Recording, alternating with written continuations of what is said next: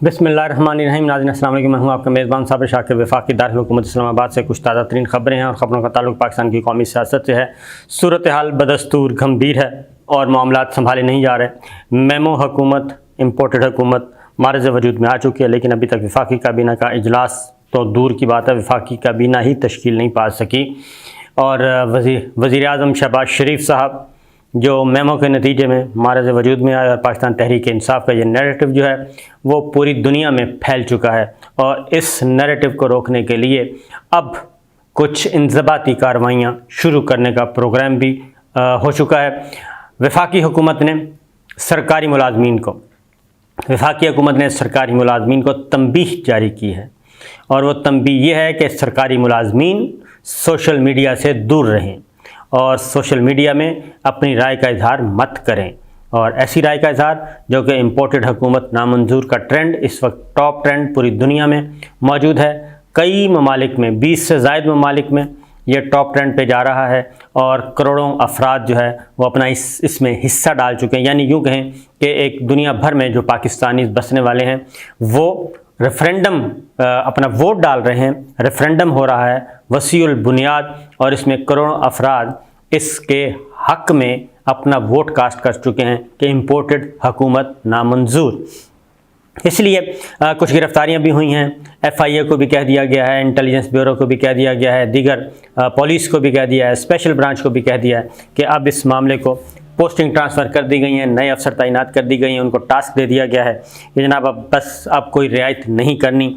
और मुख्तलिफ़ पंजाब के असातिज़ा को ये हुक्मनामा जारी किया गया है कि इदारों के ख़िलाफ़ जारी सोशल मीडिया मुहिम से दूर रहें।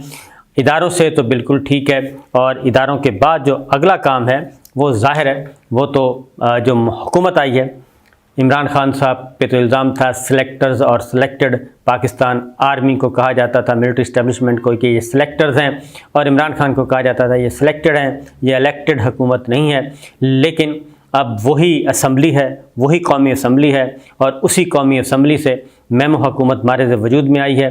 अब वो इंतखाबात जिसको कहा गया था 2018 के, ये इंतखाबात जाली हैं, नताइज चोरी किए गए हैं और वो सब के सब जो हैं पार्टियां इस वक्त उन्हीं इंतखाबात को तस्लीम किया हुआ है, उसी असम्बली को तस्लीम किया हुआ है और अपनी बंदरबाट के चक्कर में मौजूद हैं।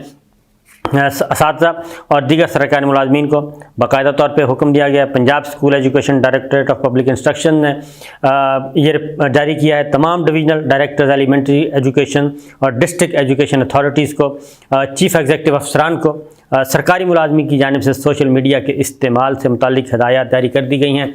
तमाम ब्यूरोक्रेसी को हुक्म दिया गया है कि वो इसको इम्प्लीमेंट करें और बारीक बिनी से इसको मॉनिटर भी करें। लेकिन मसला ये है कि ऐसा मुमकिन नहीं हो रहा। अभी भी इन तमाम तर तंबीहात के बावजूद, वार्निंग्स के बावजूद जो है वो मौजूद है। अब असातिज़ा क्या कहते हैं? वो कहते हैं जनाब हम भी तो इसी मुल्क के शहरी हैं और हम क्यों ना अपनी राय का इजहार करें। ये वो चीज़ है जो कि आ रही है। पूरे पाकिस्तान में भी यही नैरेटिव अभी तक चल रहा है और ये दुरुस्त है। अब उसको निगेट करने की कोशिश की जा रही है। मैं आपको बता दूं कि निगेट करने की कोशिश की जा रही है। कल भी army chief general Qamar Javed Bajwa साहब से जब रिटायर्ड अफसरों ने उनसे मुख्तलिफ सवालात किए तो उनमें ये सवाल भी मौजूद था कि जनाब ये जो कुछ चल रहा है कि ये मेमो आया है और उसके बाद लेटर गेट और उसके नतीजे में धमकी आमेज़ मरासला और ये सारा कुछ, तो इसके नतीजे में ये सब कुछ हुआ है। तो army chief general Qamar Javed Bajwa साहब ने वहाँ पे कहा कि नहीं, ऐसा कुछ नहीं है, ये बात दुरुस्त नहीं है कि उस मेमो के नतीजे में ही ये सब कुछ हुआ है। और यहाँ पे बहुत सारे मसाइल थे, विद इन गवर्नमेंट बहुत सारे मसाइल थे और उसमें उन्होंने पॉइंट आउट किया, बहुत सारे मसाइल पॉइंट आउट किए कि जनाब जो गवर्नेंस के इश्यूज़ थे। फिर वज़ीर आज़म इमरान खान जो हैं वो अपने इलेक्टोरल कॉलेज को इंटैक्ट नहीं कर पाए, रख पाए। ये बात हम भी कहते थे कि जो इलेक्टेड और नॉन इलेक्टेड का चक्कर है उससे बचना चाहिए। और वज़ीर आज़म इमरान खान जो कि साबिक हैं, उस वक्त वज़ीर आज़म थे इसलिए मैं ये वर्ड यूज़ कर रहा हूँ, वज़ीर आज़म साबिक इमरान खान की जो काबीना में बहुत सारे लोग नॉन इलेक्टेड थे, वज़ीर आज़म के मुआवनीन ख़ुसूसी, मुशीरान असिस्टेंट्स और इस तरीके से बहुत सारे लोग थे, कुछ एजाजी थे और कुछ बाकायदा तौर पे पेड थे। तो वो सारी जो चीज़ें थी उससे फ़र्क पड़ा। कौमी असम्बली जो कि उनका अपना इलेक्टोरल कॉलेज था, मुंतखब अरकान मायूस, और ये सब कुछ हुआ। फिर उसमें एक और चीज़ भी आई कि, लेकिन ये बात जहन में रखिए कि अब जो निगेट करने की बात है पहले वो बता दूं, अब छपवाए जा रहे हैं, कॉलम छपवाए जा रहे हैं, इदारिये छपवाए जा रहे हैं और रिपोर्ट्स छपवाई जा रही हैं और छाप रहे हैं। उसकी वजह यह है कि ये मौजूदा हुकूमत जो है, हुक्मरान इत्तेहाद इस वक्त कहना चाहिए, कसीरुल जमाती इत्तेहाद जो है, उसके अंदर भी दरारें पड़ना शुरू हो गई हैं। और ये प्रेशर इतना आ रहा है, ख़ास तौर पे पब्लिक से जो प्रेशर आ रहा है।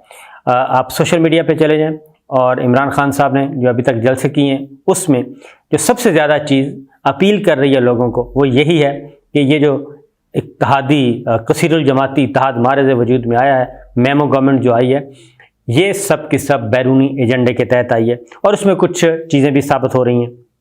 मसलन डू मोर का आ गया था अमेरिका और इंडिया की तरफ से, डू मोर के डिमांड्स आ गई हैं, आपके पास लिस्ट आ गई है कि जनाब ये करें। बाकायदा तौर पे उन्होंने रोड मैप दिया है और बाकायदा डायरेक्शंस, हिदायतनामा और हुक्मनामा है।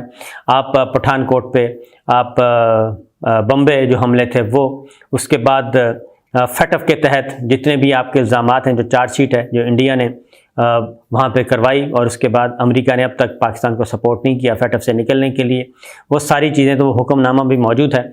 और फिर जिस तरीके से मुबारकबादें आ रही हैं, ख़ास तौर पे शहबाज शरीफ साहब और इनकी हुकूमत को वेलकम किया जा रहा है, तो उससे भी बहुत सारी चीज़ें समझ आ रही हैं। फिर शहबाज शरीफ साहब ने मोदी को बाकायदा तौर पर ख़त लिखा है और उसमें उन्होंने कहा है कि जनाब हम आपके साथ चलने के लिए तैयार हैं, लेकिन उस ख़त में 5 अगस्त 2019 के उस इक़दाम का कोई जिक्र नहीं है कि आप 5 अगस्त 2019 का इक़दाम वापस लें, जो मकबूजा वादी को आपने हथिया लिया है गैर कानूनी और गैर आईनी तरीके पे वापस करें, बल्कि एक तरफा तौर पे प्यार की पींगें बढ़ाई जा रही हैं। ये चीज़ है। एक आर्टिकल शाया हुआ है और उसमें कहा गया है कि ये जो मरासला आया था, ये धमकी अमेज़, ये तो सो कार्ड था, नाम नहाद धमकी अमेज़ मरासला था, लेकिन इसमें तमाम चीज़ों को, बावजूद कोशिश के बहुत सारे हक़ाइक़ छुपाए नहीं जा सकते, उसमें बहुत सारी चीज़ों को तस्लीम कर लिया गया है। और तस्लीम ये किया गया है, अब इसका इनका सोर्स क्या है ये ख़ुद ही बताएंगे, लेकिन वो कहते हैं जी कि ये एक अलविदाई मुलाकात थी, डोनाल्ड लू ने के साथ अलविदाई मुलाकात थी सफ़ीर की, पाकिस्तान के सफ़ीर जो हैं असद मजीद ख़ान की, और उस अलविदाई ज़हराने में ये सब कुछ हुआ।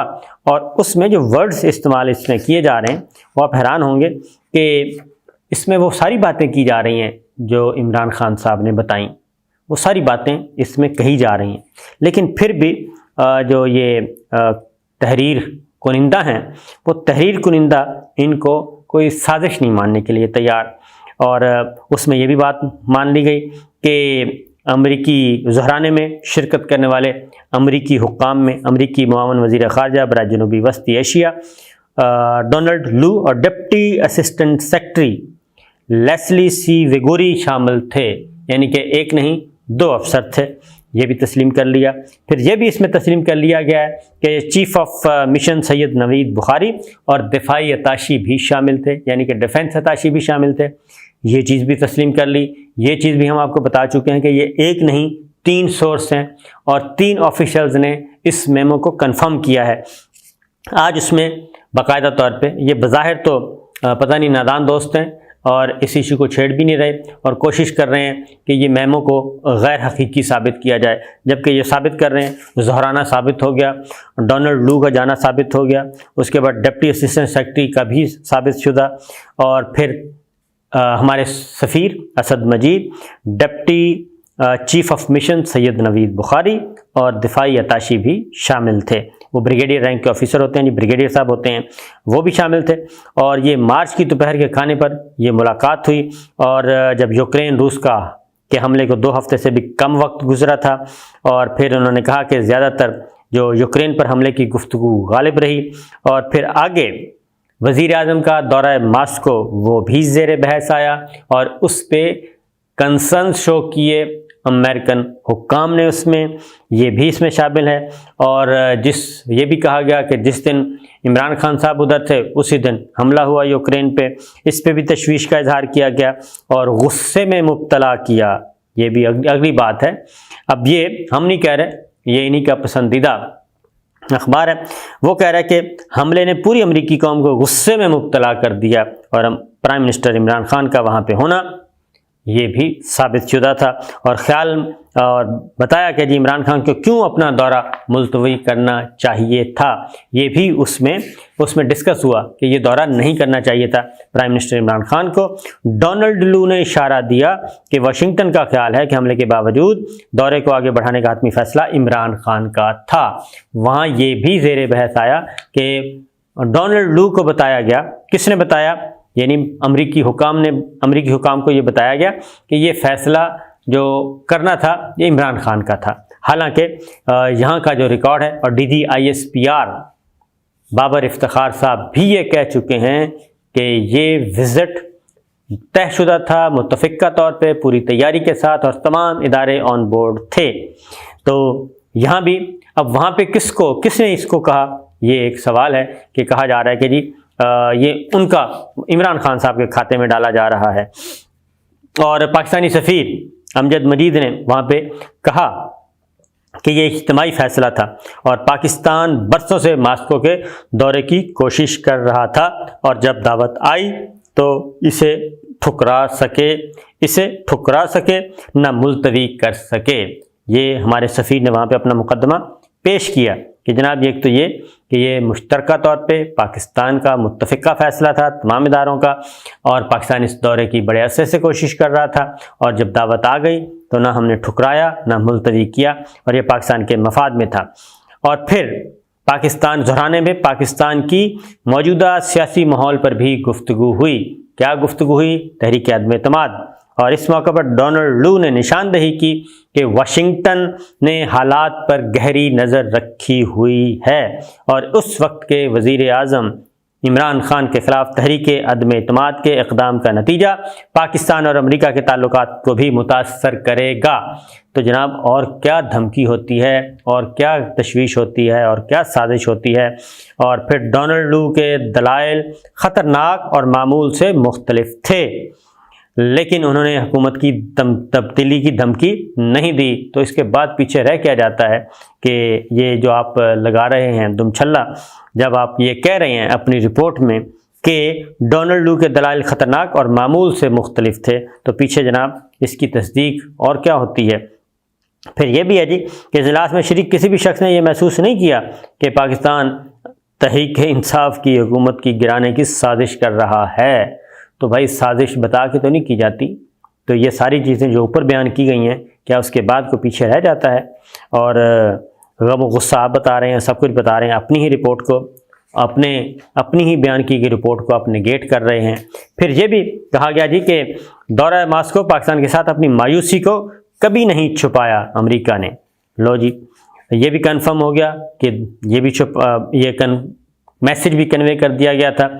और फिर अगली बात यह है, इसमें एक और दावा कर दिया गया है, वो यह कि आर्मी चीफ जनरल कमर बाजवा ने अप्रैल में वाशिंगटन का दौरा करना था जी, लेकिन ये जानने के बाद इसे मुलतवी कर दिया गया कि अमेरिकी यूक्रेन के बारे में कैसा महसूस करते हैं। ये बात उस वक्त आ रही थी कि विज़िट करना है, और ये बात उस वक्त तय थी कि विज़िट करना है, लेकिन वो विज़िट फिर नहीं हो सका था और वो मनसूख किया गया था।